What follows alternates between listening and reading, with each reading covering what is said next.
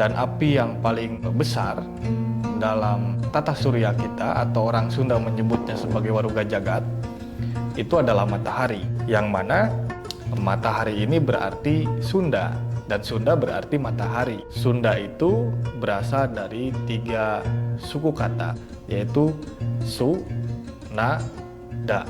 Su itu berarti sejati, Na itu api, Da itu agung. Maka jika disatukan, Sunada ini berarti api besar yang agung, atau api sejati yang agung. Matahari ini biasa disebut Sang Hyang Manon, atau juga biasa disebut sebagai Batara Guru. Simbol sebuah pencerahan, sebuah cahaya, sebuah penerangan terhadap kehidupan. Kalau di dalam tubuh manusia, Batara Gurunya itu terletaknya di sini, di tengah-tengah, di inti otak lah. Istilah baratnya disebut sebagai pineal gland.